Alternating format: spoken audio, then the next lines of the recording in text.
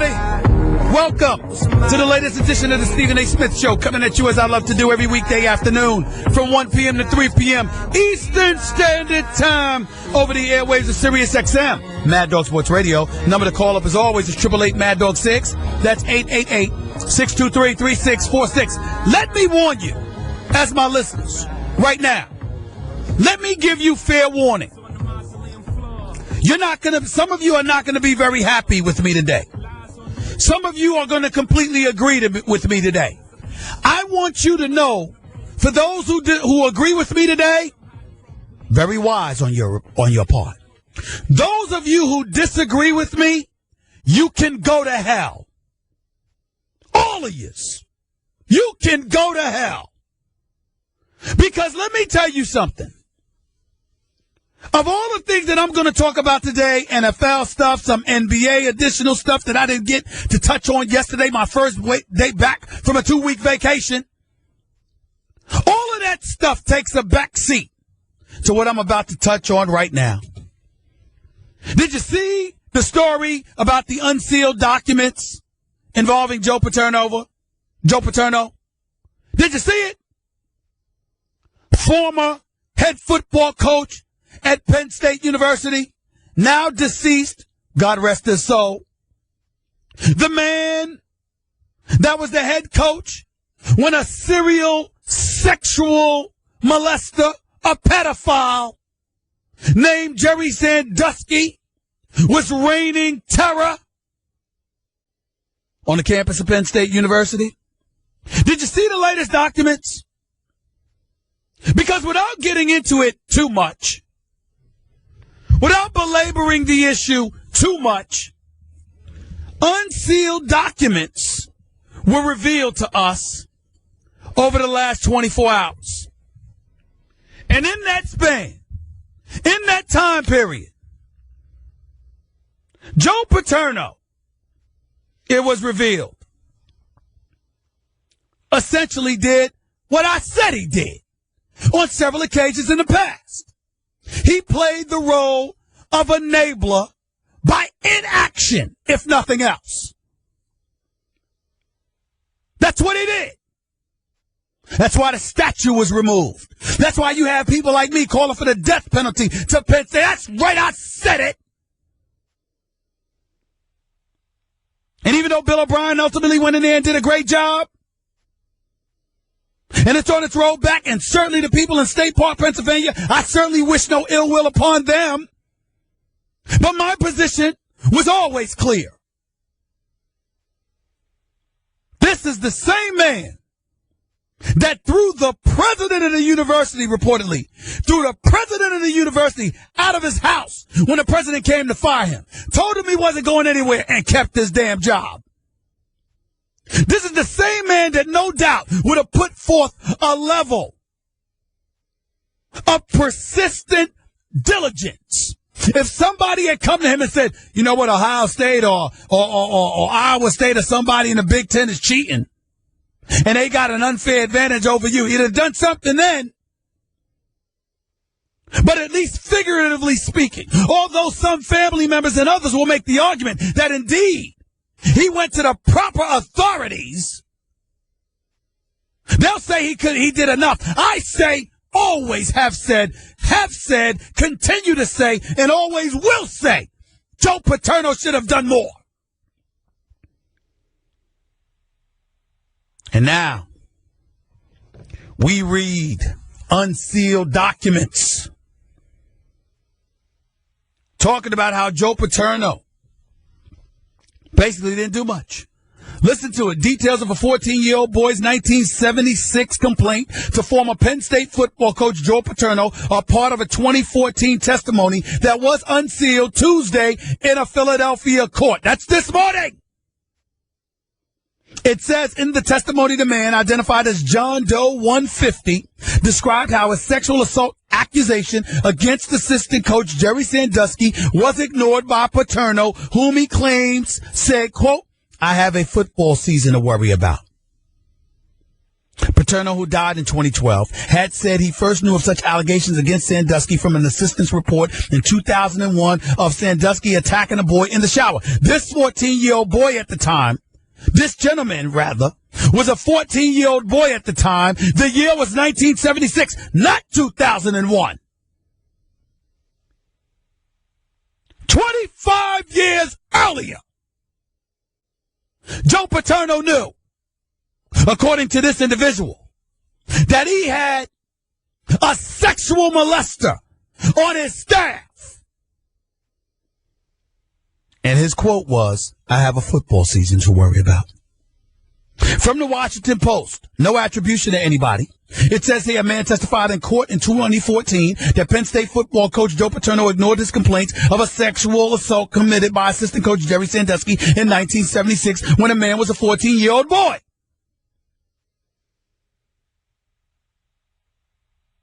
The victim, John Doe 150, said that while he was attending a football camp at Penn State, Sandusky touched him as he showered. Sandusky's finger penetrated the boy's rectum. John Doe 150 testified in court 2014, and the victim asked to speak with Paterno about it. Doe testified that he specifically told Paterno that Sandusky had sexually assaulted him, and Paterno ignored him.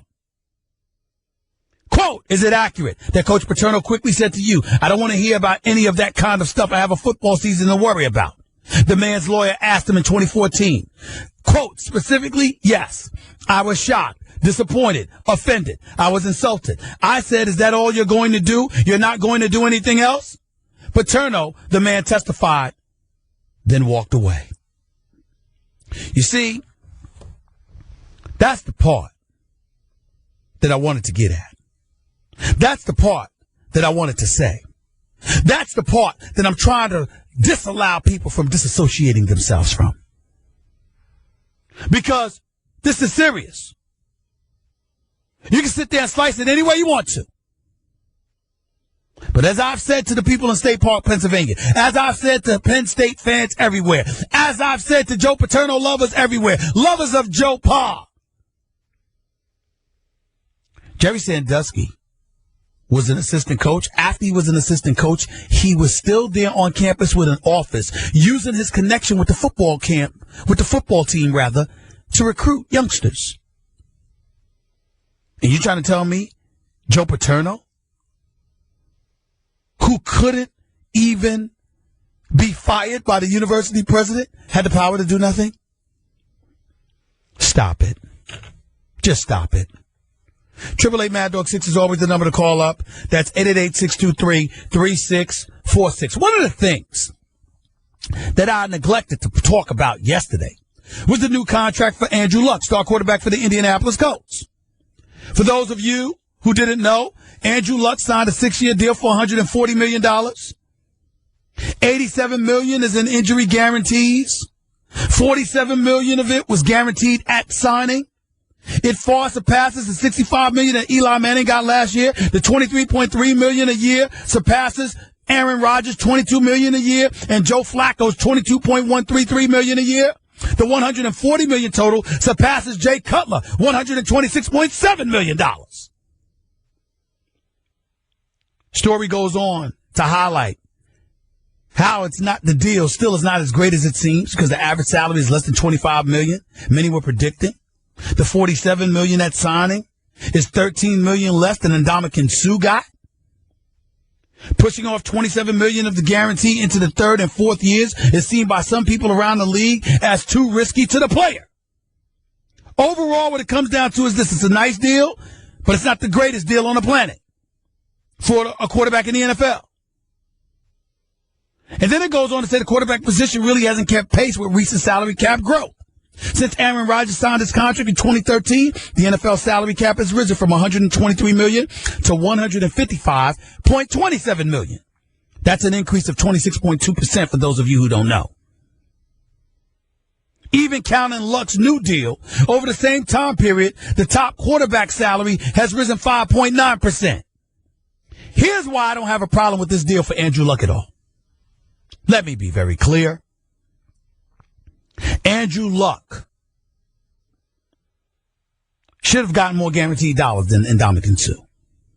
I'm just going to put it out there. He's a quarterback. Has nothing to do with the individuals. Has everything to do with Ndamukong Suh being a defensive lineman, Andrew Luck being a quarterback.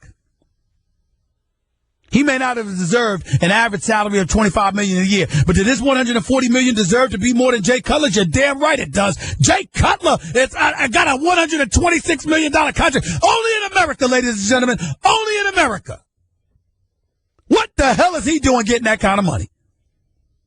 Chances are he won't get it all. And by the way, my man Marty Mack, my boy in Sacramento, used to work for the Sacramento Bee, covered the Sacramento Kings for years. Not only a fabulous, outstanding reporter, but one of my best friends in this business, as real as it gets as a brother. My man Marty Mack corrected me. Told me it's State College, not State Park. I appreciate the heads up. I remember, I knew that. I just forgot. But that's why I'm Stephen A., because I got boys that look out for me. Like my man Marty Mack. What up, player? Marty McNeil is his name. One of the best in the business and an even better person. Back to what I was saying about Andrew Luck's contract. Anybody deserves more than Jay Cutler. Anybody. Aaron Rodgers? Do I like the fact that Andrew Luck is getting more money than Aaron Rodgers? No. Andrew Luck does not deserve more money than Aaron Rodgers. Does he deserve more than Joe Flacco?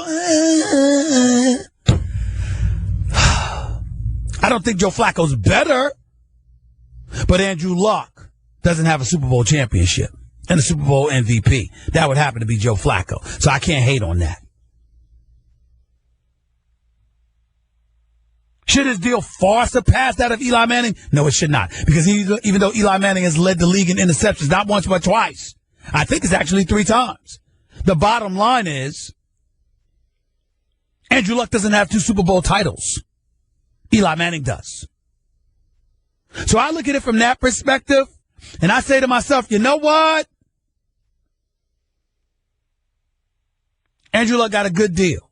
Better in some respects, not so great in others. But nevertheless, I like it.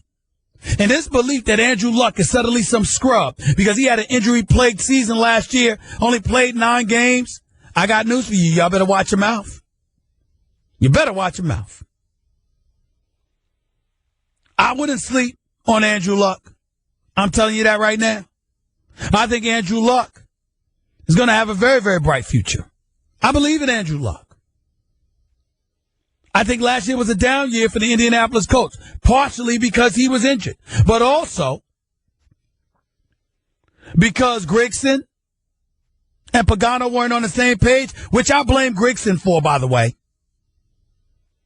I'm not saying the man doesn't know what he's doing. I'm saying the man thinks he knows so damn much that he's flawless, and it just ain't true. And the way I look at it, he's got to get his act together. I don't know why RSA kept them together. I would have let go of one of them, probably Grigson instead of Pagano, but that's me. That's the way I look at it. What about you? How do you feel about Andrew Luck's contract? I'm really interested in knowing. I mean, last year wasn't his greatest year. Only played in 7 games, went 2-5 as a starter, only completed 55% of his passes. Threw 15 touchdowns, but just 12 interceptions. Had a QBR of 47, which ain't impressive. But he's Andrew Luck. And that was his first down year. Wild card his first year. Divisional playoff round his second year. AFC championship game his third year. Deflategate game. Up until last year, he had never missed a game in his career. Played all 48 games in his first 3 seasons and went 11-5 in each of them. It's a 33-15 record prior to last year. I got a lot of faith in Andrew Luck. And I believe he deserves this money. 888-MAD-DOG-6 is the number to call up. That's 888-623-3646. One of the other things I wanted to point out, I wanted to give a special congratulations to 2 people.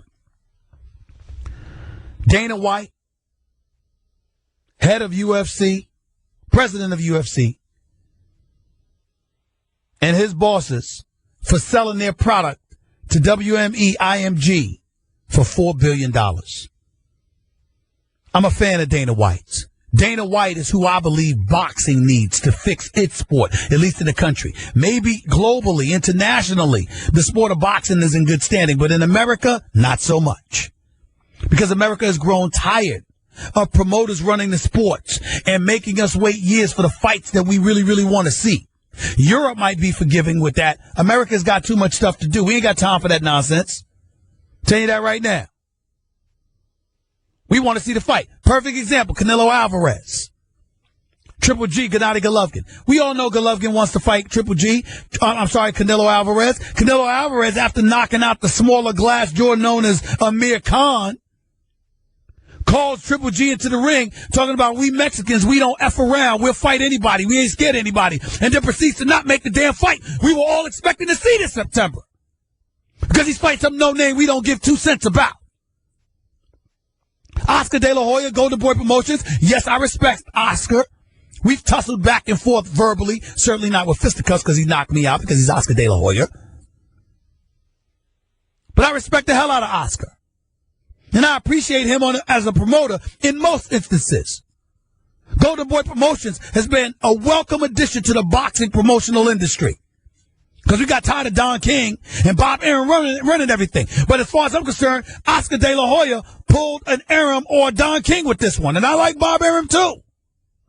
It's a shrewd businessman. I ain't hating on it. Just give me the fights that I want to see, damn it. I don't want to wait another year for Canelo and Triple G. I want it now. And if John Bones Jones hadn't failed his drug test, Dana White would have succeeded in giving us what we wanted to see with him against Daniel Cormier. But we didn't get to see that. That wasn't Dana White's fault. That wasn't the UFC's fault. That was John Bones Jones' fault, who I love. But he messed up. And by the way, Daniel Cormier handled that disappointment with as much class as you could possibly expect from somebody. So overall, considering that the Fertitta brothers and all of those guys bought the UFC for $2 million and sold it for $4 billion, talk about hitting a jackpot. But the UFC deserves it because I'm a fan of how they run their sport. And I'm a fan of Dana White. I love him. I think he's great. And that sport, as a result, will always have a fan in me because Dana White's the president. But I also want to give love to a guy for IMG. His name would happen to be Mark Shapiro. Mark Shapiro is a former big-time executive for ESPN. He happens to be the man largely responsible for where I am today. He runs IMG. He's a phenomenal negotiator, a phenomenal businessman, smart as a whip. He's one of the elite executives in this world. And he had everything to do with getting this deal done. I know you'll hear Ari Emanuel. He's big time. We all know that. He's the one that hired Mark Shapiro. You all hear about William Morris collaborating with Endeavor, who ultimately bought IMG for $2.2 billion years later. There's a guy at the helm under those guys. His name is Mark Shapiro. He is a superstar. I would know because I wouldn't be anything close to a star if it were not for him. Congratulations to him, the WME/IMG, and the Dana White. Y'all deserve it. UFC, onward and upward. And all of us are the better for it. I love it. And I think y'all will too. 888 Mad Dog 6 is always the number to call up. That's 888-623-3646. Your phone calls and more up next in a minute. You're listening to the Stephen A. Smith Show. Sirius XM, Mad Dog Sports Radio. Go at 888 Mad Dog 6. That's 888-623-3646. Let's go to John in New York. You're live with Stephen A. on Mad Dog. Good afternoon, John. How are you? Stephen A. Stephen A. Yeah, I'm here, bro. Go ahead. What's up, brother? Hey, listen, I don't always agree with everything you say, but you were spot on with your Penn State info. Something has to be done about this. All this Joe Pot talk that people are supporting him in that Penn State community. Well, let's start right there. Let's start right there, Joe. John. There's absolutely nothing we can do about it. First of all, the penalty was invoked against Penn State. They didn't get the death penalty, but they had to give up in excess of $40 million. Secondly, and more importantly, Jerry Sandusky's in jail, where he'll spend the rest of his life, the little bit of it he has left. Then you've got Joe Paterno, who's already passed away. So let's not act like there's something more to do. There's not really much more that should be done. I know, but it's so. How could these people defend this man? People still do. You know that, right? Well, they love him and what have you, but there's nothing that you can do to them because they choose to defend him. At the end of the day, he's gone. He's dead. I know. And Jerry Sandusky's in jail for the rest of his natural life. Yeah, good. See what I'm saying? I don't know, Stephen A. Listen, I love you, brother. Thanks a lot, bro. Appreciate you, man. Thank you so much.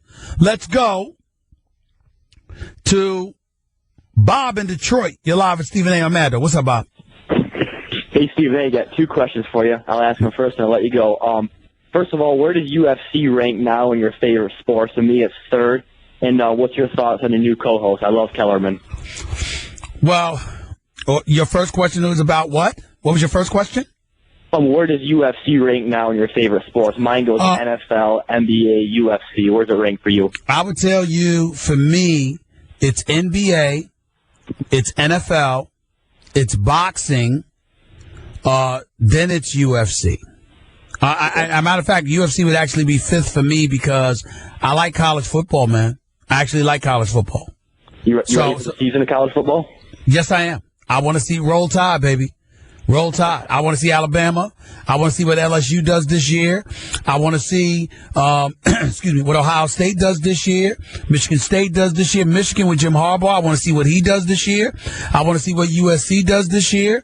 It's not everybody that I watch, but the big time major programs I do pay attention to, and I do want to see what happens with that.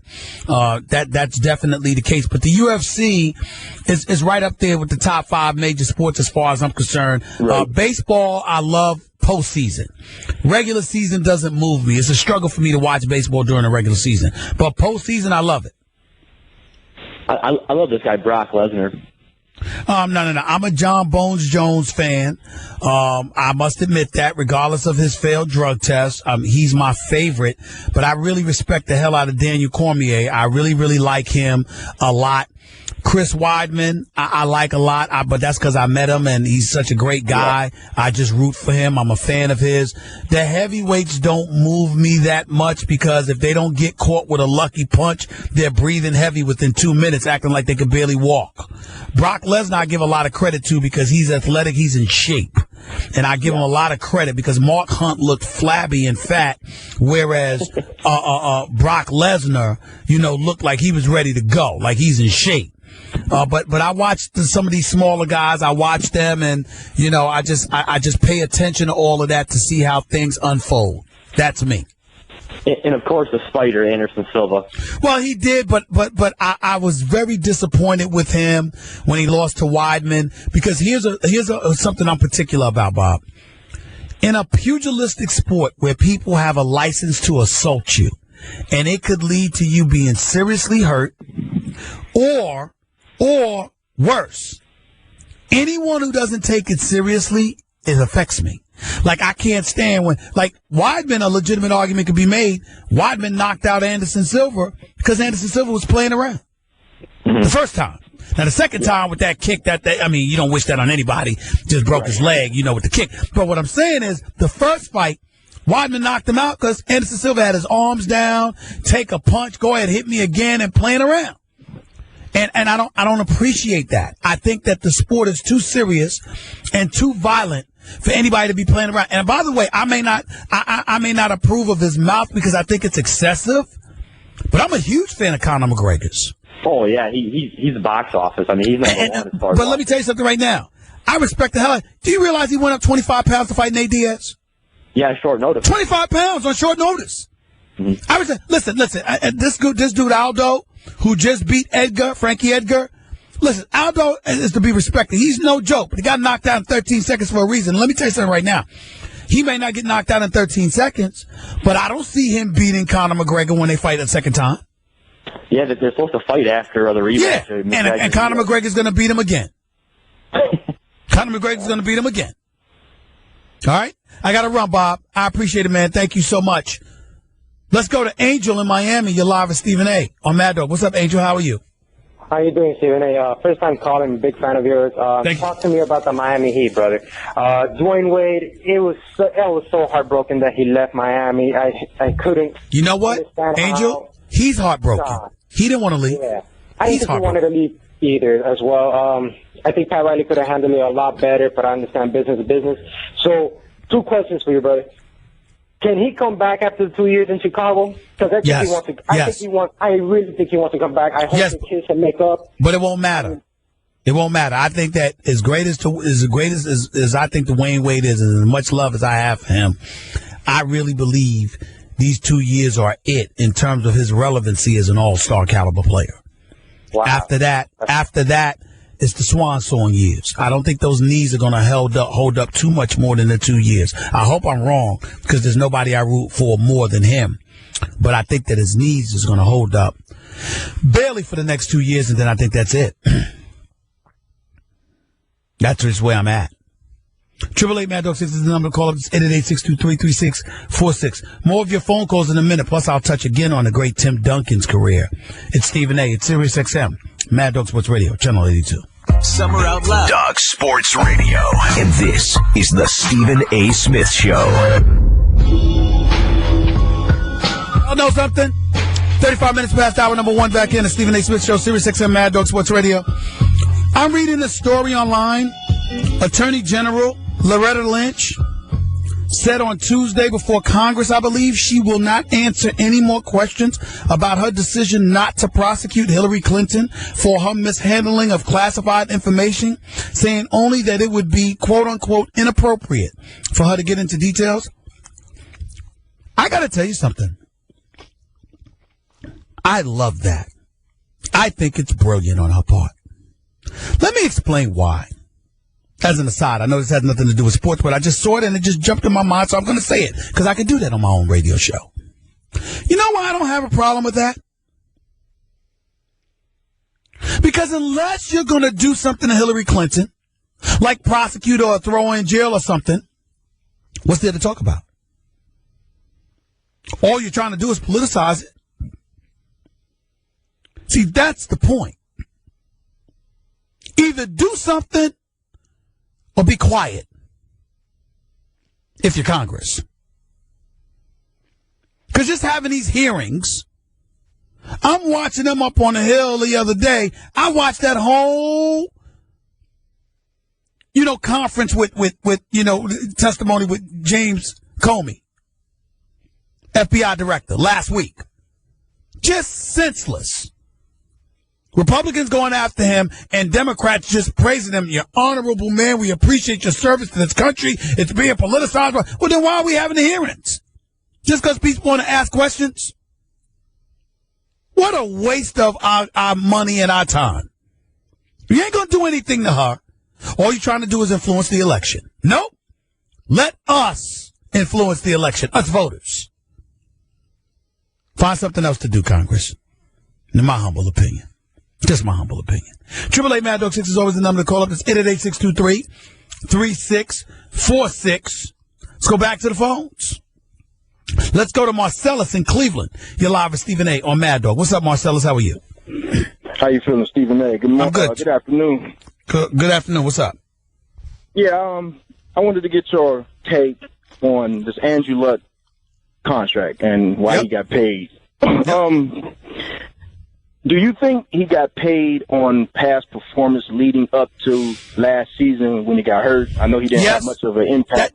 That clearly had something to do with it because they had an 11-5 record and advanced in the playoffs each year, and he was still young with a lot of promise. Incredibly athletic, very, very durable and reliable because he hadn't missed a game. Obviously is highly intellectual, can make all the necessary throws, and had a very, very promising, as far as I'm concerned, future Hall of Fame career before last season.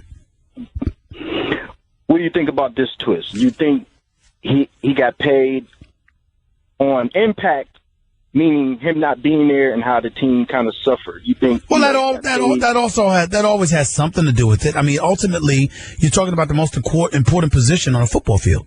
And if you're the quarterback and you're the franchise quarterback, okay, you're the franchise quarterback, then I think that you got to pay accordingly. I think we all know that. Yeah. Yeah, I guess. I mean, me and my uncle, we were talking about that. And we were like, why is this guy getting paid? He was hurt and 2-5, 12 interceptions. And it's like, what was the premise for him to get that kind of contract? Well, I just explained it to you. I mean, it is what it is. It's a combination of his past performance along with how the team is without him. Anything that validates, his validity and his cachet and his significance to the franchise is ultimately going to contribute to the money you ultimately get. That's how it goes. That's in the world of business. Got to run. Appreciate the call. Tyler in New York, you're live with Stephen A. What's up? Hey, yo, Stephen A. What's up? Go ahead, buddy. I'm good, man. What's up? All right, so I just want to ask a little thing about the Knicks. I mean, I've seen Courtney Lee's game a little bit, but I want to know what your thoughts on Courtney Lee are. I think he's a good player. He's solid. He's reliable. He's not a scrub. But if you could come up with 4 years and $50 million for him, how come you couldn't come up with the money for Dwayne Wade?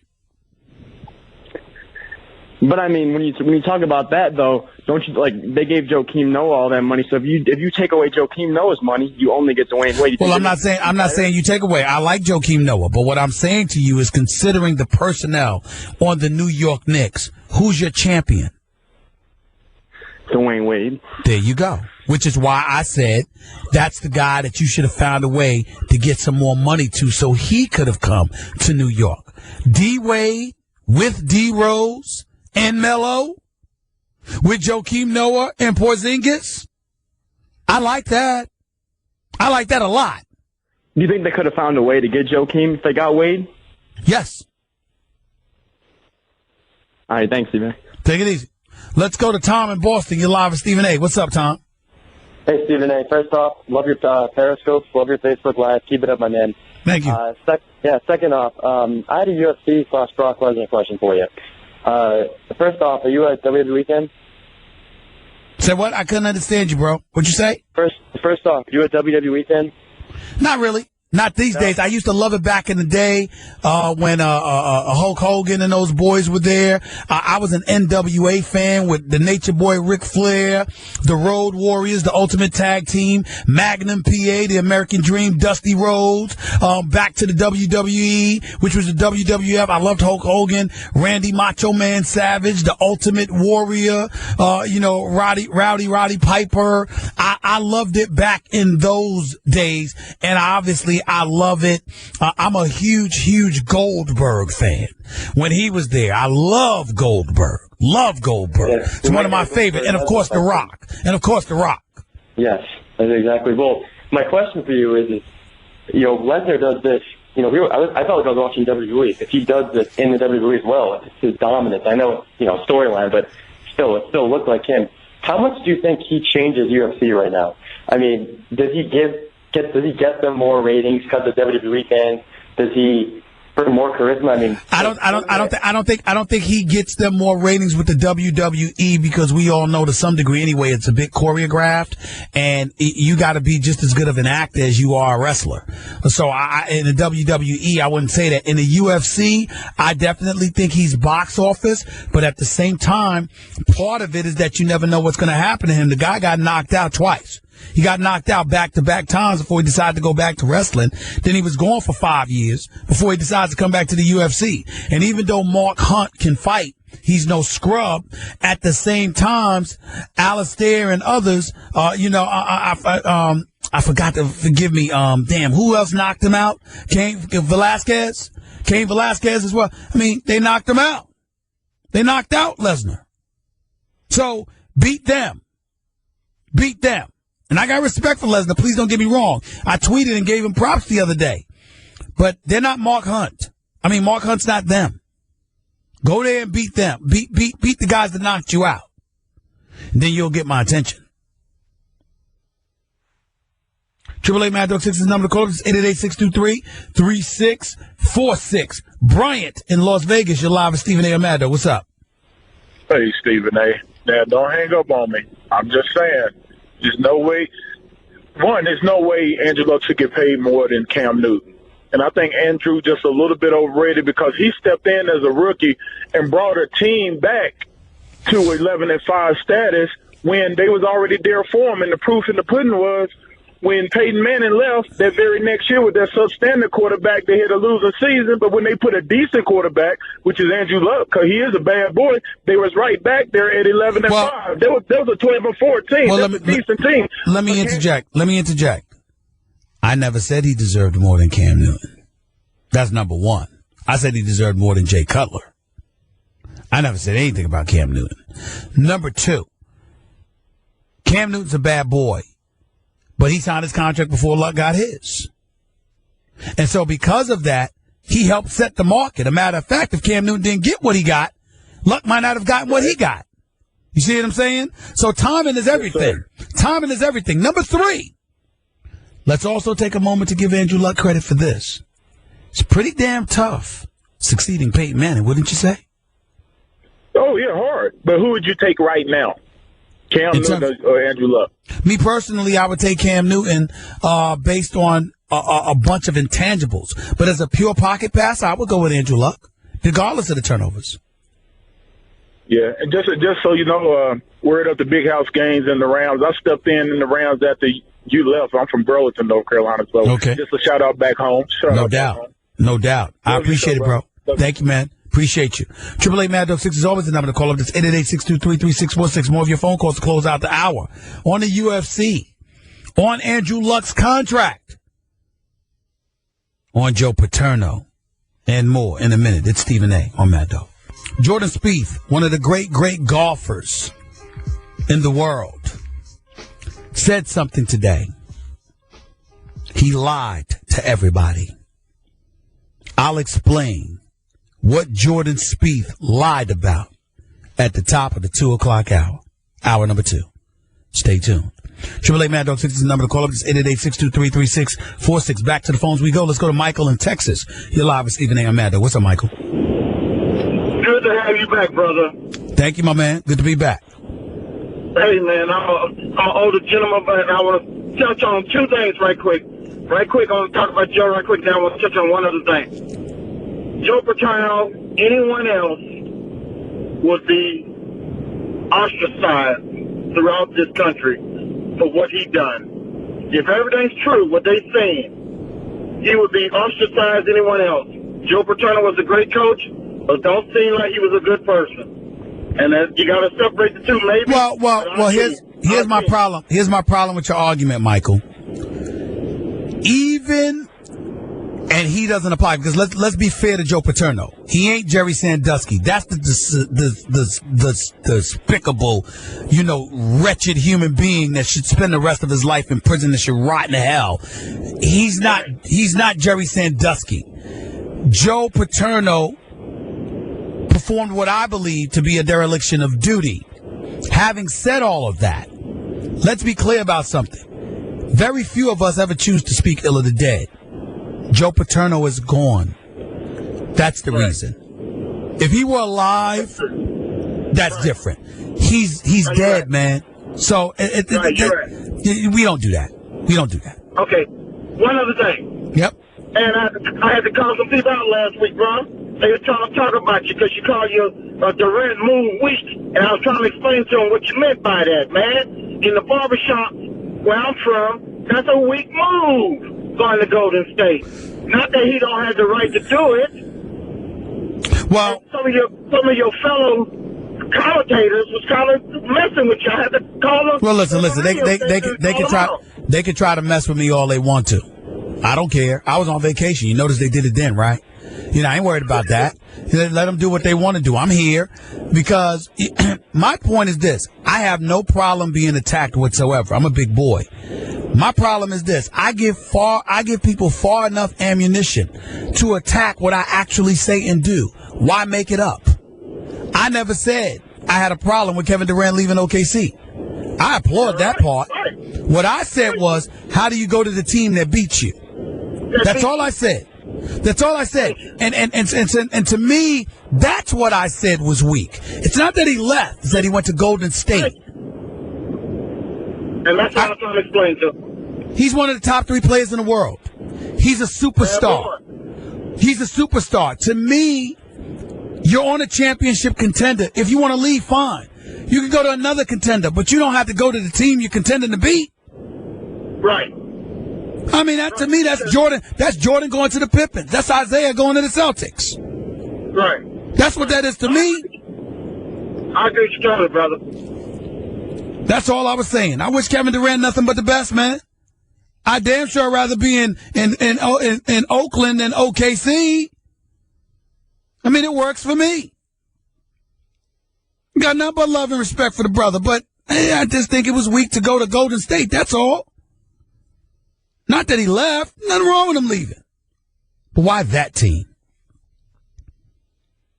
That's why Paul Pierce tweeted, if you can't beat him, join him. Because that's how it looked. Brandon in San Antonio, you're live with Stephen A. What's up? What's going on, Stephen A? I'm good. Talk to me. I wanted to go and touch a little bit on the whole Durant moving situation. Yep. I think that that really wasn't an actual weak move. It was actually like a good little calculated move, because the way that this league is set up now, you really have to go join teams or go join forces with somebody. If you're going to look at the last couple of championships, the only team that has done it without an actual big 3 is the Dallas Mavericks. And the way that the league is going to set up now, I think that really was an actual small calculated move on Durant part, because listen. It clearly wasn't a stupid move. We're not debating the fact that it was a shrewd and good move for him, his career, his future dollars. We get that. We only talking about basketball. From a basketball perspective, to me, you don't join the team you're trying to beat. That's all. That's it. San Antonio's a title contender. Cleveland is. What if Durant had gone to Miami and they had managed to keep D. Wade? What if that had happened? It's just a couple of things. It's just a couple of scenarios to think about. That's all. What if Durant had gone to the Clippers? What if Durant had gone to the Clippers? What if Durant had gone to the Clippers? Think about that. Right, so you're saying just because that team had beat them, so if the Clippers would have beat them in the Western Conference Finals, and then he would have went joined the Clippers, basically. That's right. It would have been okay for him to go to the Warriors. That's right. It's only that you went to the team that beat you. That's my only issue. Nothing else. Nothing. Absolutely, positively nothing. Hurry up. Go ahead. Do you think that Phil Jackson did a good job with his little free agent moves? No. It wasn't a bad job. It wasn't a bad job because Joakim Noah and Derrick Rose are nothing to sneeze at, and Courtney Lee can play too, and the Knicks are clearly better and could be a top 5 team in the Eastern Conference if they stay healthy. Exactly. If they stay healthy. Yeah. My problem with Phil Jackson is that Phil Jackson is being paid 6 times more than the other executives in this league in his position. And he's the 11-time champion. He's supposed to be a big enough name to go out there and recruit. Kevin Durant wouldn't even give him a sit-down. Phil Jackson is coming up short. As far as I'm concerned, he's not doing anything any executive could not have done. He just has a window of latitude to do it, more so than anybody else would. That's all. I'm not impressed with Phil Jackson. He isn't doing a bad job, but he's certainly doing nothing that warrants and justifies his $12 million a year salary. He's stealing money. He's stealing money. 888 Mad Dog 6 is always the number to call up. That's 888-623-3646. We'll continue talking about NBA free agency, Andrew Luck, and some other NFL contracts. Von Miller, I'll get into as well. UFC. That's when it's time to go to the track. Hour number 2 for the Stephen A. Smith Show, here with you until the top of the 3 o'clock hour. When I pass it off to the namesake for the channel, Christopher Mad Dog Russo with his afternoon drive show. Right here with Stephen A. Smith, Sirius XM Mad Dog Sports Radio. MLB, home run derby last night. Giancarlo Stanton, stud. Looking forward to seeing the game tonight as well. Then again, I don't know how useful it is anymore, to be quite honest with you. But this is the time of year where I really, really start paying attention to baseball. Up until now, I mean, after the NBA season is over, I take vacation. And then I get back around now, and now is when I start paying attention. I see my Yankees at 500. I see the Baltimore Orioles and Boston Red Sox doing their thing in the American League East. I see Cleveland ahead in the Central. Texas out west, Houston behind. I think about Robinson Cano in Seattle, and I'm like, you got your money. You can't knock you for that. But damn, I wish he was still a Yankee.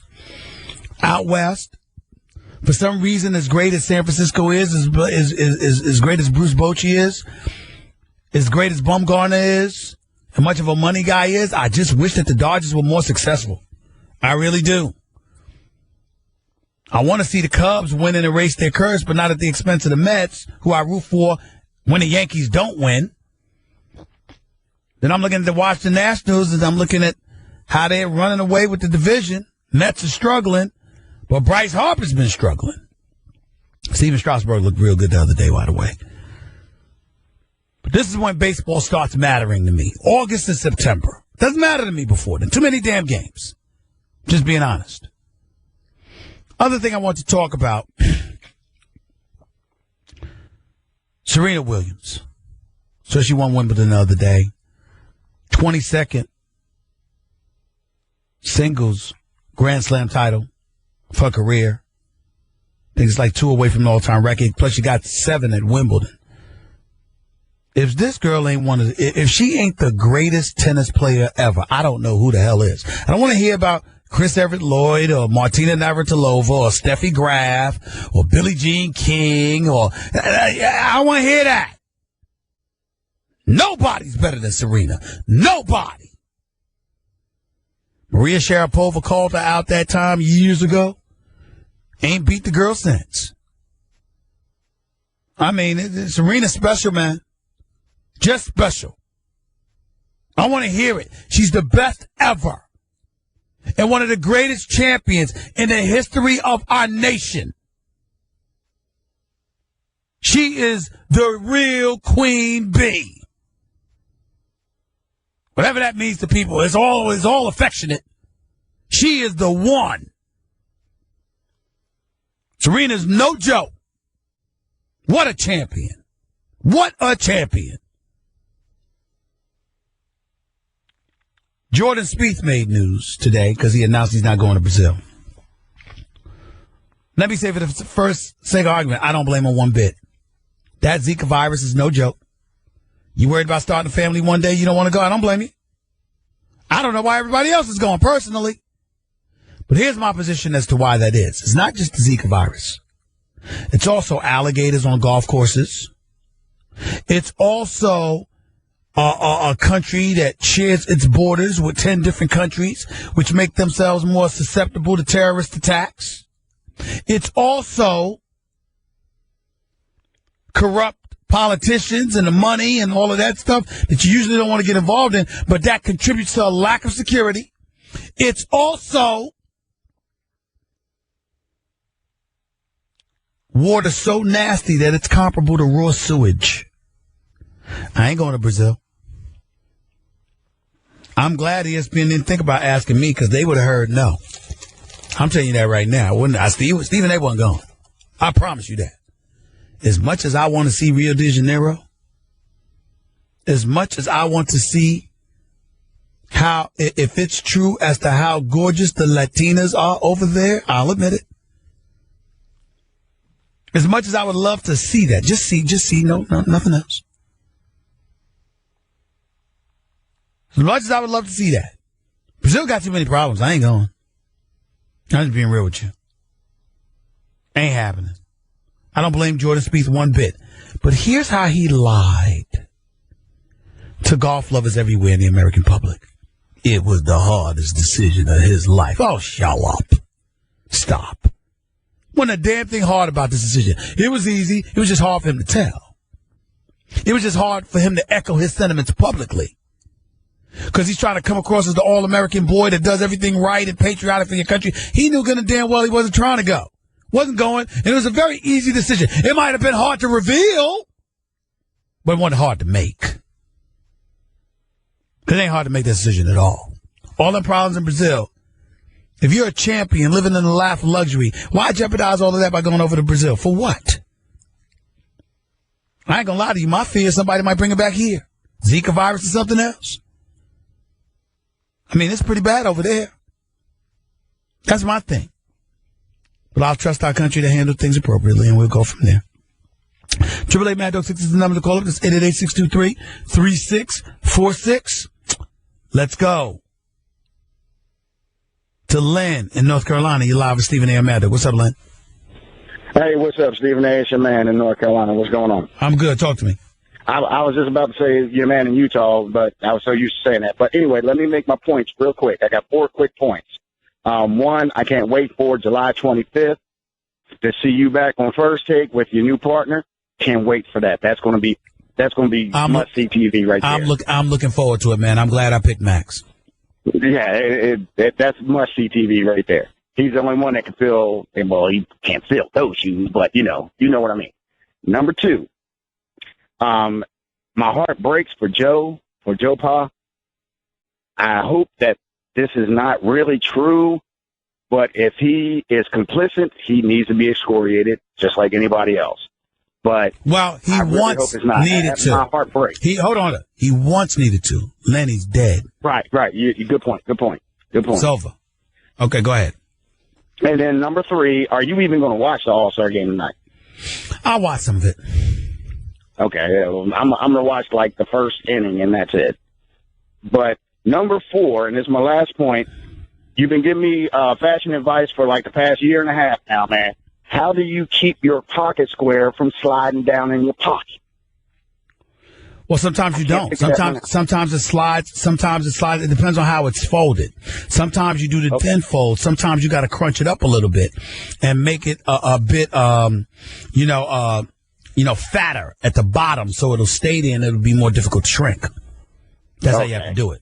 But sometimes you got to readjust it, because I readjust it sometimes.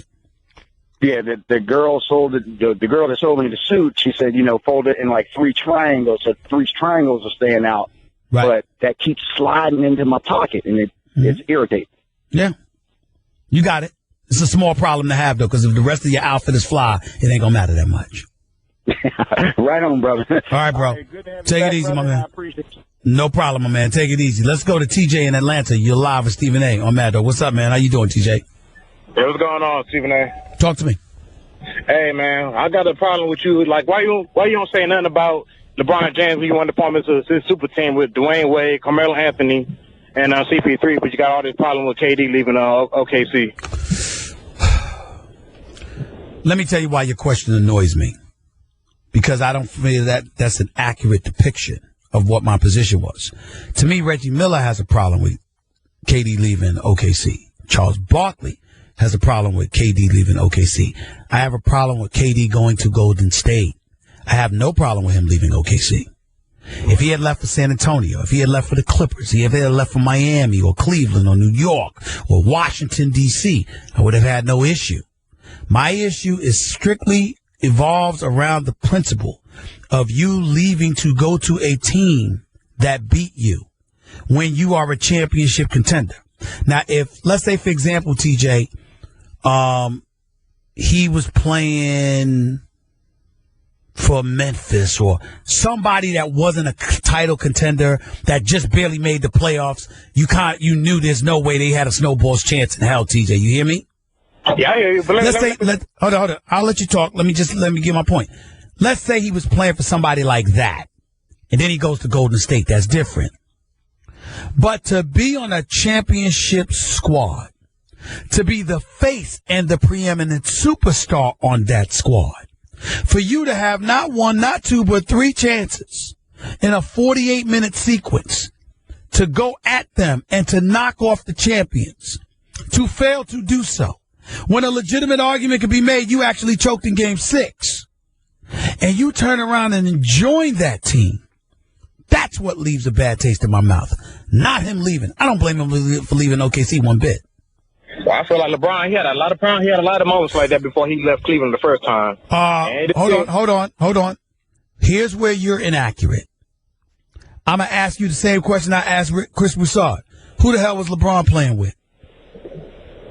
Goskins. Keep going, TJ. TJ, I needed this laugh. TJ. Keep going, TJ. I'm listening. Tell me. Hold on. So, Jonas Ugoskis, Anderson Varejao, all right? Yeah. Boobie Gibson, all right? I mean, are you kidding me? LeBron, first of all, LeBron didn't have the team that KD had.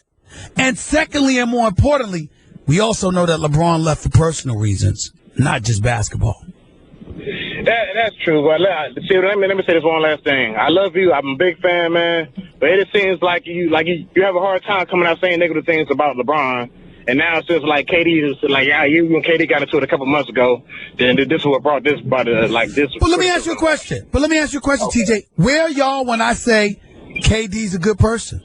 KD's one of the top 3 players. Hold on. KD's a great guy. KD's a great ambassador for the game of basketball. KD's one of the top 3 players on the planet. The fact of the matter is, if I don't get on LeBron more than KD, did it ever occur to you because I don't have the same amount of reasons? LeBron's got 3 rings. KD's still looking for his first. Asterisk next to 2 of those, but I give him that one in Cleveland. Oh, but wait a minute. How you going to do that when LeBron was leading the way because D-Wade was hurt? He played, but he was hurt. He wasn't himself. Now, you could hold against LeBron losing to Dallas. Just psychologically, he was there for him, though. Can I ask you a question? Wait a minute. Don't give me no psychological. Did you just call up and bring psychological to me? Please. The fact of the matter is, do you know that I've never done an interview with LeBron since Dallas? I had no idea. Do you know why? Why is that? Because I called him out. Because of what he did with Dallas. Yeah, okay. So this notion that, I got into something with KD, and let's analyze what did I get into with KD. I reported that KD was thinking about leaving OKC, that LA was a potential prime spot, but he was definitely talking about leaving OKC, and he called me a liar. That's it. Yeah. What else we got into? Why y'all acting like we got into a fist fight or something? I don't know, Steven. It seems like it's on a bit of like emotion involved. Let me tell you. Well, if you're saying that it's emotion involved, then you need to stop listening to me. Because when don't I have emotion? When don't I have emotion, TJ? When don't I have it? I got TJ. Did I have emotion? Listen, I got emotion about KD, right? That's what you're saying, right? Yeah. Didn't I have emotion? Hold it. Didn't I have emotion about Kwame Brown? See what I'm saying? I got emotion about everybody. Yeah. I got emotion about everybody. That's what I do. This is why doing radio and television comes naturally to me, because I'm passionate about this. Naturally. It ain't manufactured. It ain't fake. I am who I am. That's how I talk. Just not as loud. But I talk like this. This is who I am. Period. I appreciate you taking my call, man. Thank you, bro. Take it easy. I mean, what y'all want me to expect? TJ and guys like him never ask you know what y'all need to ask yourself? What if I came on the air sounding like Shaq every day? Well, you know, I told Kobe, I told Phil, give me the basketball, give it to me, I'll dunk it. I'm big brother, he's little brother. I stole that line from Ari Spears, one of my favorite comedians. He's a good brother, too. What would y'all want me to sound like? Want me to mumble? Want me to sound low monotone? That's not who I am. It's not how I talk. That's all. Got nothing against Kevin Durant. Kevin Durant is a good dude. He's a wonderful person. I just disagree with his decision to go to Golden State. That's it. Jay-Z and others had the same issue with me because they misconstrued what I said. People thought that I was saying he should not have left. I never said that. What I said was, why Golden State? That's the team you're trying to knock off. That's all. Nothing else. Nothing else. Gerald in Maryland, you're live with Stephen A. What's up? Hey, Stephen A. How you doing today? I'm good. Talk to me. Hey, Stephen, I got an issue. Yeah, the media does not hold Kevin Durant's feet to the fire like they would LeBron. 2 points. Can you imagine if LeBron went to Boston after losing to Boston? They would have. You never heard the end of it. Go ahead. You never heard the end of it. Right, exactly. So, and it's not fair because I feel the media is being light on KD. My second point is if LeBron beats this super team that they've assembled in Golden State, can we consider LeBron the GOAT? In today's game, yes. What about what would he need to do of all times? How many rings would he have to win? 3 more? I don't care. 4? I don't care. Listen, I cannot erase LeBron against Dallas. I can't erase him in that last finals loss against San Antonio. Those two. I don't hold anything against him for the first loss to San Antonio, and I hold nothing against him for last year's loss to Golden State. But I do hold against him the loss to Dallas. I do hold against him the loss to San Antonio, and not against him like it was his fault. But I'm saying that those count against you. Mike, he cannot be Michael Jordan to me. He can't. Okay, but Mike can never face the super team like this. You don't. Time out. Want me to tell you why you don't know that? Why? Because nobody looked super against Michael. Oh, stop it, Steven. Stop yes. It. Oh, yeah. I got one for you. I remember Michael Jordan came out of retirement, right? Mm-hmm. They lost in the second round to Orlando. And they don't count that against him. Hold on. In the second round, it's a playoff. It wasn't the finals. We're talking finals. Right. And he lost in the second round to Orlando. Right. That next year, they had Shaq. They had Penny Hardaway. They had Nick Anderson. They had Dennis Scott and these boys. And Michael Jordan and the Bulls ran them out the building. What I'm saying to you is this. Whether it was Seattle with Sean Kemp and Gary Payton, whether it was Utah with Karl Malone and Stockton, whether it was Phoenix with Kevin Johnson and Barkley and Dan Marley and those boys, whether it was L.A., really beyond its prime with Magic a little bit older and all of that other stuff, it didn't matter what it was. Michael Jordan, do you realize he never even allowed the series to get to a seventh game in the finals? But Michael, he never faced four legitimate contenders. You say four legitimate contenders. You say four legitimate contenders. Kevin Durant was in one finals in his first 9 years in the NBA. But they're on the same team. Draymond could be MVP. Steph, Clay, and Durant could all be MVP. I don't care. The game has changed. The rules are different. The rules are different. The game is considerably softer. You can foul out for sneezing on somebody in today's game. Wow. Okay? Wow. And oh, by the way, you can look at it, all of that stuff. All I'm saying to you is this. At the end of the day, what I'm thinking about is this. In your biggest possible moments, Michael Jordan is unblemished. Okay. LeBron's got a few losses. That's why I wouldn't give it to Kobe when everybody was saying, well, Kobe's got 5 rings in 7 tries. I'm not taking that away from him. I said I am, because I remember the blowout to the Pistons in 5. I remember losing by 39 in the closeout game 6 in Boston back in 2008. I'm holding it against Kobe, and that's my man. So in your opinion, LeBron could never be the GOAT? Never. Oh, Steven. Never. All right. Never. I think, Never. Never. Ever, ever, ever. Matter of fact, I'm so emphatic about it, Gerald, I don't ever want you to call up and ask me that question again. Never. Never. When you're the GOAT, I don't need to be able to point to instances when you weren't in a final series. That's me. That's all I'm saying. All right, I just think, his finals appearances and the way he's performed. I mean, Jordan has some good finals appearances, but when LeBron's on, there's been nobody that's done it better in the finals. LeBron James is the greatest small forward in the history of the game, which makes him a top 5 player of all time. That's LeBron James.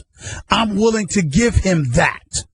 I am not willing to give him the edge over Michael Jordan. I'm not willing to do that. I'm sorry. Can't do it. Appreciate the call, though. 888 Mad Dog 6 is the number to call up. That's 888-623-3646. More of your phone calls in a minute with Stephen A. on Mad Dog. MLB Network Radio is live. From 6 is 888-623-3646. Mitchell in Tennessee, you're live with Stephen A. on Mad Dog. Good afternoon.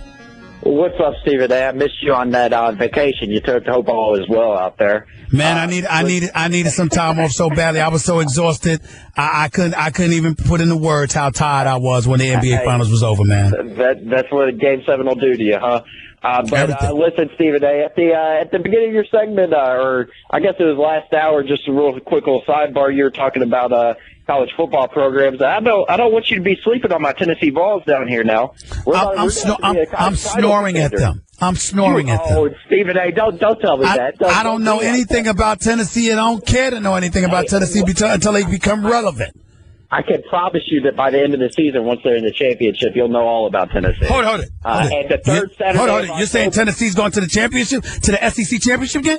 Yeah, SEC. I'm talking about the college football playoffs, Stephen A. Come on now. I can tell you on the first Saturday of October. That's cute. That's cute. That's cute. Will not be rolling in Neyland Stadium. Let me tell you something. Hilarious. Will not be rolling. That's hilarious. Are you kidding me? You're talking about the Tennessee Volunteers. First of all, your name alone, Volunteers, prohibits you from playing for a national title. Why don't y'all change your name? Come on now. Stephen A, you keep laughing, but I'll give you a call. I'm laughing hysterically. Oh, please. Hey, please. You just watch. You just watch it happen. And I'll start laughing. But listen, what I really want to talk about is KD leaving. I'm not saying this is you, because I've listened to all your stuff, and I know that you're not mad at him. You're just mad that he went to the people that beat him. Completely understand that. Right. But why as a society, I don't know if they do this over in Europe or Asia or wherever else with soccer and all that good stuff, but why as an American society do we feel the need to vilify sports athletes? What did KD do wrong, Stephen A? He said, anywhere that I go in the Eastern or Western Conference, and if I do not go to the Warriors and I do not go to the Cavs, I will be on the second best team. He will be on the second best team in the conference. If he did not go to the Warriors, he did not go to the Cavs. Cavs weren't recruiting him. So what did he do? He goes to the Warriors. That's the best chance for him to get a ring. I can't blame him. Anybody else in this situation would have done the same thing. Any of us normal people that don't make millions and millions of dollars. Well, let me stop. Wanted a ring and Let's stop here, Mitchell. No. Understand something. You're right. From a practicality and from a theoretical perspective, there's no denying that you're absolutely right. Okay? I mean, I'm at the worldwide leader. You know, do I want to go somewhere else right now? No, I don't. You know, it's nice being at the worldwide leader. It's nice being on Sirius XM from a national radio perspective. I think this is the best possible home I could have. I think we got the best sports channel in all of sports talk radio. I really believe that. Right here at Mad Dog Sports Radio. I truly believe that. But here's the deal. You want to be a part of the best, right? But at the same time, legitimate arguments could be made that you reap all the rewards here being associated with the best that you can't possibly capture everywhere else. Let me give you a perfect example without mentioning other networks, all right? If you want to do what I do at various other networks that don't have as much reach, not in as many homes, et cetera, or let's just say, for example, I decided to do local television, right? You couldn't get me to take twice the amount of money that I make now to go work in Milwaukee doing local television or local radio. You see what I'm saying? I get that. Well, because it's obviously not about money for you. I get that. But the flip side is this. If I'm a basketball player and I am a superstar and I am in position to compete for a championship because the crew around me enables me to be a legit title contender, and I'm up 3-1 on the reigning defending champions, not once, not twice, but 3 times, I come up short. It's hard for me to imagine that I'm going to leave to join them. Stephen, so, KD's been in the league for 10 years. So he's came up short 10 times. I'm not saying that short, but he came up short 10 times. But here's the part you're missing. But here's the part that I think you're missing. They were young when they lost in the finals to LeBron in Miami, okay? They were just young. He was hurt one year. Russell Westbrook was hurt another over the last 2 years. This loss right here that just happened, that was on him, bro. Just as much as it was on Russell Westbrook. That was on him. It wasn't on Klay Thompson for dropping 41? No. No, because guess what? They are fully capable of winning despite those 41s. He got hot, but let's not forget, they turned over the ball 6 of their last 8 possessions, including the last 4 times they had the ball. That was on Russell Westbrook just as much as KD. And they combined to go 0 for 3 with 6 turnovers in the last 2.5 minutes. Bro, that's a choke job. You do understand that, right? I do understand that, but I don't think that you can sit there and pin that on KD. Oh, no. I can pin it on KD. I can pin it on KD with Russell Westbrook. I can pin it on both. I'm going to repeat. Mitchell, I'm going to repeat it again. 0 for 3 with 6 turnovers in the last 2.5 minutes of a Game 6 of a Western Conference Finals. Do you have any clue how disastrously poor that is? Do you have any clue? From a superstar, Mitchell. From a superstar. This wasn't Andre Roberson that did this. This wasn't Cameron Payne who did this. This is Kevin Durant and Russell Westbrook. Do you understand the magnitude of that? With a championship on the line, a berth to the finals, an Eastern Conference championship, Western Conference championship, against a team who's not only the reigning defending NBA champions, but had the greatest single season record in NBA history following that up. You had them on the ropes under certain circumstances where only 7 or 8 teams in the history of basketball have overcome. And with 2 of the top 5 greatest players on the planet, y'all fold. Do you have any idea how bad that is? That's pretty bad, Stephen A. You leave, and you go to the team that beat you. Hey, you can't beat them. You got to join them, Stephen A. Okay, well then that's what you're saying. That's what you're saying, and I'm saying to you, that's cool with you. I'm old school in that respect, not the other stuff other people saying, but in that respect, I'm old school, man. But the second part of my question is, you've traveled the world way more than me. Do they do this in other countries where these superstars in sports are vilified? I mean, they are people too. KD is a person. Let me tell you, Mitchell, I can't believe you even asked me that question. Do you realize that in Europe, dudes have been shot for missing goals or blowing games? You realize that? You have any idea how insane? You have any idea how insane people act in Europe when their teams lose? Do you know why this wouldn't happen? Do you know why KD going to the Warriors is a rare aberration globally? Because in other countries they might try to assassinate him. Nuno, am I exaggerating? One of my producer extraordinaires. Am I exaggerating by saying that? No, you're not. You got guys, Mitchell, that would try to assassinate him for going to the enemy. Do you understand that? Thank God we live in a civilized society where all we do is condemn it verbally. In other countries, he would have stayed with OKC because he would have been afraid of what would have happened to him. If he would have left. Yes. This is true. I don't get why we vilify these people, man. I just don't get it. Because, Mitchell, all we're doing is verbally vilifying. Like, in other words, you're calling it vilifying. I don't like the move. I thought it was weak for him to go to Golden State. Charles Barkley and Reggie Miller thought it was weak for him to leave OKC, period. You call it vilification. It's people giving their opinion, which happens to be a dissenting opinion. That's not what happens in Europe. People's lives are on the line when they don't lose, when they don't win, man. That's not here in America. They don't go down like that. Remember that. I got you. Take it easy, man. I appreciate you taking the call. Don't take any more vacation soon, man. Yes, I am. I got another week. Coming. Appreciate the call, though. 888 Mad Dog 6 is the number to call up. It's 888-623-3646. More of your phone calls in a minute with Stephen A. I'm Mad Dog. Mad Dog Sports Radio. Sports Mad Dog Sports Radio. Go. Nothing can stop me. I'm all the way up. 40 minutes past hour number 2 back here on the Stephen A. Smith Show, Sirius XM Mad Dog Sports Radio. 20 minutes away from handing it off to the namesake for the channel, Christopher Mad Dog Russo, with his afternoon drive show. Memorial service in Dallas taking place right now for the 5 police officers who lost their lives, 5 law enforcement officials who lost their lives, protecting and serving the citizens of Dallas during that massacre that took place, invoked by Micah Johnson, who's deceased.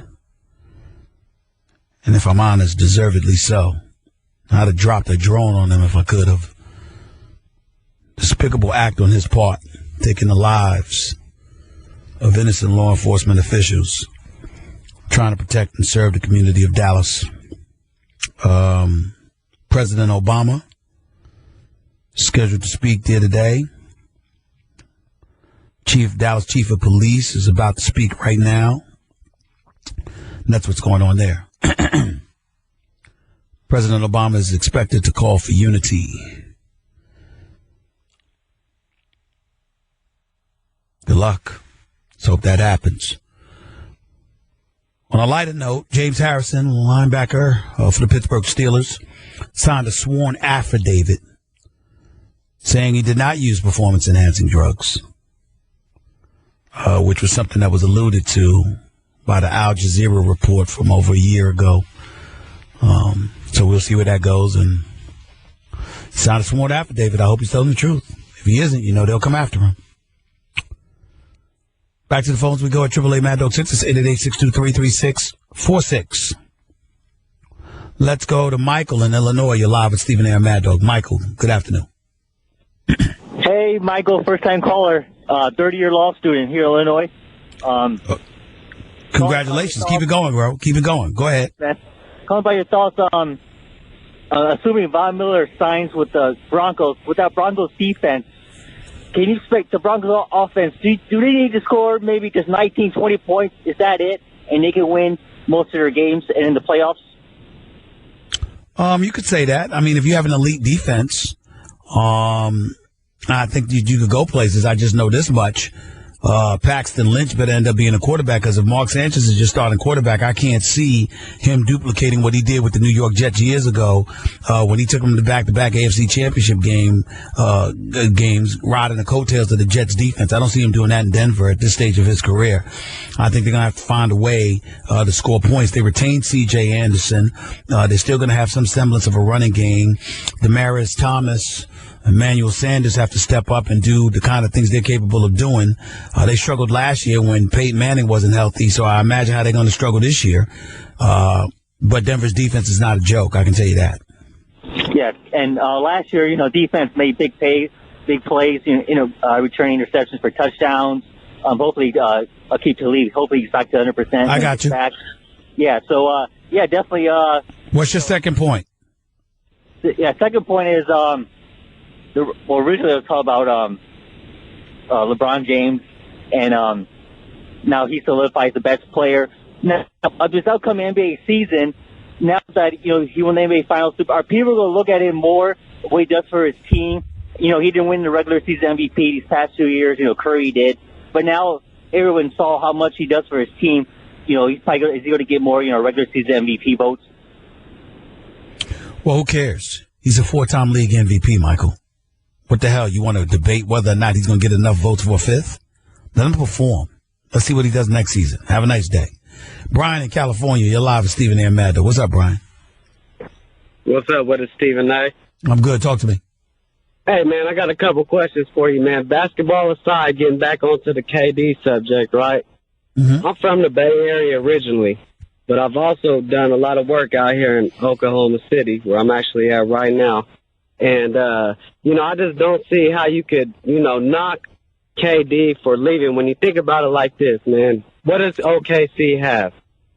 They got Bricktown. They got a couple little things, the demographics. I mean, there's really nothing to do out here. I never knocked him for leaving OKC.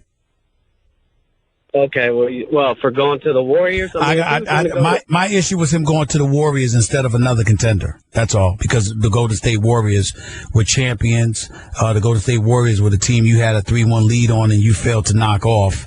And you can't beat them, join them kind of thing. I'm not down with that. That's all. But I had no problem with him leaving OKC. I don't blame him at all. Matter of fact, I came on the air and said that Chris Rock told me you can order sushi at 4 a.m. in San Francisco. You damn sure can't do that in OKC. So, exactly. Yeah, you understand that? The money was right. There's a good team to go to. You got San Francisco, Vallejo, you got Oakland, you got Richmond, you got all these great cities out there, man. And it's like, just seemed like, for him. Do you like competition? Do you like competition? I'm not going to let you waste my time telling the obvious, because we understand that you're right about that. Do you like competition? Yes or no? I like competition, yeah. So what I'm asking you is this. If everybody had the mentality, if I can't beat them, join them, where's the competition? I mean, I don't think that all teams can afford to do that, though. I'm just talking about the principle. See, you're going to hear Dalton. You're about to hear Dalton. Because I'm asking you questions, you ain't answering me. I asked you a question. First, I asked you, did you like competition? You answered that question. Then I talked to you about it. What if everybody did that? You're saying, well, everybody can't afford that. That's not the point. We're discussing the principle of it all. I'm asking you what you like. We know everybody can't do that. But what I'm saying to you is if Jordan never wanted to go against Magic, or if Jordan didn't want to go against Isaiah, and instead he joined Isaiah, how would that have been perceived? If Julius Erving decided he didn't want to compete with Larry Bird, so let me join him, how would that have been perceived? If Isaiah decided that I can't beat Boston, let me go join Larry Bird, how would that have been perceived? I'm talking about a mentality, a mindset that you hope won't permeate throughout the league. That's what I'm talking about. Okay, I can agree with that. That's all I'm saying. Take it easy. Let's go to Carlton in Massachusetts. You're live with Stephen A. Amanda. What's up, Carlton? Hey, I wanted to comment on your Andrew Luck conversation earlier. Sure. I got to give you some statistics. It's going to, I think, surprise you rather significantly. From you, it won't surprise me. Go ahead. Andrew Luck's been in the league 4 years. He's played 55 games. He's been in the same system the entire 4 years. He's had T.Y. Hilton all 4 years. He's had Colby Fleener all 4 years. Oh, don't give me Colby Fleener. Don't give me Colby Fleener. Come on. Well, he's a better tight end than you're gonna understand why I even bring up Colby Fleener had third most receptions on the Colts last year. I understand that he's a decent player, but don't act like he's an earth shatterer. Come on now, he's not, Carlton. but he's a decent player. Decent tight end. Okay. He had Reggie Wayne for his first 3 years, and I realized Wayne was deteriorating by his third year, but his first year, Reggie Wayne was a world beater with the Colts. He was deteriorating by his second year, but go ahead. Okay. All right, I'll even give you that. All right. Okay. So same system, 4 years, 55 games. Ryan Fitzpatrick's been on 4 different teams, 4 different systems, a myriad of different receivers that I would claim up before last year were not nearly as competent as Andrew Luck has had. 55 games, okay? Exact same number of games. Ryan Fitzpatrick has a 3% higher completion ratio than Andrew Luck in the last 4 years, 61% versus 58.1. Ryan Fitzpatrick has a higher yards per pass attempted than Andrew Luck does. It's small, but he has a higher 7.08 versus 7.05. Ryan Fitzpatrick, was he asked to take the same risk as Andrew Luck? Did he lack the protection that Andrew Luck had in the first 3 years when Grigson left Andrew Luck on suicide watch because he couldn't be protected and he was sacked about 100 times? I'm glad you asked that. Go ahead, I'm listening. Luck's been sacked 115 times in those 4 years. Ryan Fitzpatrick's been sacked 91. And given that Luck passes more often, so he's had more attempts, that's about in line. I mean, he's not sacked more than Fitzpatrick has in terms of times he's gone back. Okay. Luck has more interceptions than Fitzpatrick. Luck has more fumbles than Fitzpatrick. He does have more TDs, 101 to 86, but he passes a lot more than Fitzpatrick does. All I'm saying is, they're paying Luck for the future, not for what he's done in the past. His statistics the last 4 years, I can make a legitimate case that Ryan Fitzpatrick has been a better passer in the last 4 years. Yeah, but you also go by numbers, and sometimes, Carlton, with all due respect to you, because you're fantastic, you do ignore the eye test at your discretion. You know good and damn well that Ryan Fitzpatrick. Last year, I'm taking away last year because last year I thought he was fantastic for the New York Jets, with the exception of the last game against Buffalo. I didn't think he showed up. But the bottom line is, last year Ryan Fitzpatrick was fantastic. Outside of that, he looked a bit shady, to say the least. He really, really did.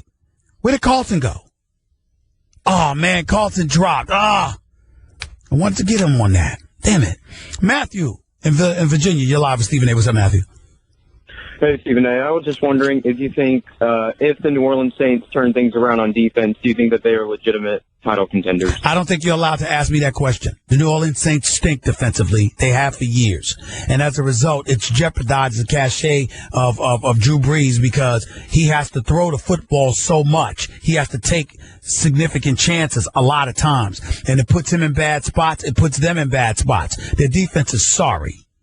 So I'm not entertaining that question right now. Trevor in Michigan, you're live with Stephen A. Amanda. What's up, Trevor? Hey, big fan, Stephen A. First-time caller. Go ahead. Hey, I know you're kind of beating this Kevin Durant thing like a dead horse, man, but I just got to chime in. He's trying to beat all teams. I mean, the Warriors ain't the only team that he's trying to beat. He's trying to beat all. He's trying to beat San Antonio. He's trying to beat the Clippers. Don't get literal on me. What do you want? Don't annoy me by getting literal on me. He already beat San Antonio.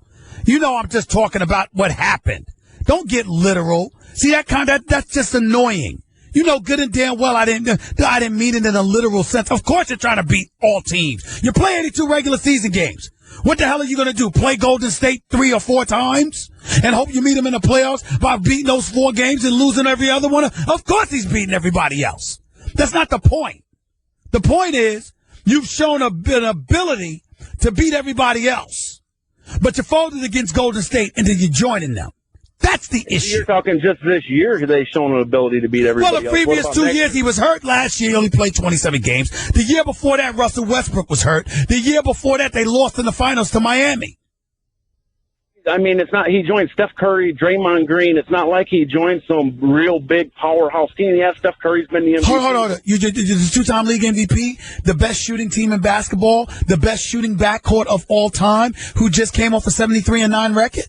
Really? He's never got a ring. He's trying to get a ring. I mean, we understand that. What team would you want him to join? Then? I said anyone but the team that beat you in the Western Conference Finals. You were up 3-1 on a team that were the reigning defending champions. You didn't meet them in the first round. You met them in the Western Conference Finals. You weren't down 3-1. You were up 3-1. On 3 separate occasions, you came up short and couldn't close the deal. And then you turn around and joined them. That's all I'm saying. I have no problem with him leaving OKC. None. They Absolutely must not be zero. that good of a team either. Golden State lost a 3-1 lead. I mean, they must not be that good of a team either. Well, Golden State lost. First of all, Draymond Green got suspended. Then Andrew Bogut got hurt. Then Iguodala got hurt. All those things happened inside of a 1-game span. If none of those things happened, listen, I'm happy LeBron won. I was rooting for him. But I'm here to tell you, I don't think Golden State loses the finals up 3-1 if Draymond doesn't get suspended. I don't think that happens. I think you sound ridiculous trying to spin this a bunch of different ways because you wish. Hold on. How is it a bunch of different ways? Now, if you want to say I sound ridiculous because of my one position, as much as I disagree with you, that's fine. But as I tell people all the time, don't manufacture BS and lies about me. I give you enough ammunition with my truth. So what I'm saying to you is that I specifically said one thing and one thing only. You're going to the team that beat you. That's it. I never said anything else about him leaving OKC. That was Reggie Miller. That was Charles Barkley.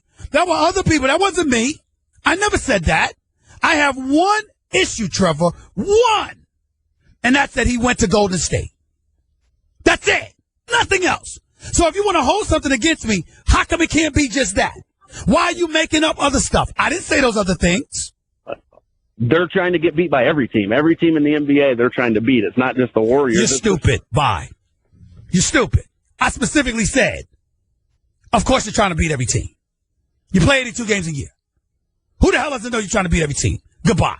James in Pennsylvania, you're live with Stephen A. Go ahead. Stephen A., big fan. How you doing? I'm all right.